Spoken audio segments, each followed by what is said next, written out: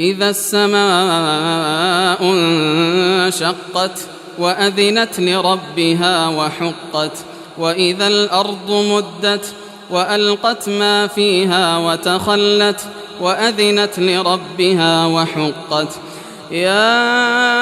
أيها الإنسان إنك كادح إلى ربك كدحا فملاقيه فأما من أوتي كتابه بيمينه فسوف يحاسب حسابا يسيرا وينقلب إلى أهله مسرورا وأما من أوتي كتابه وراء ظهره فسوف يدعو ثبورا ويصلى سعيرا إنه كان في أهله مسرورا إنه ظن أن لن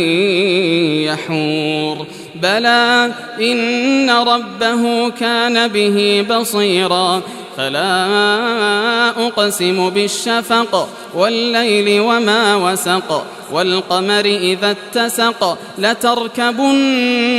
طبقا عن طبق فما لهم لا يؤمنون وإذا قرئ عليهم القرآن لا يسجدون بل الذين كفروا يكذبون والله أعلم بما يوعون فبشرهم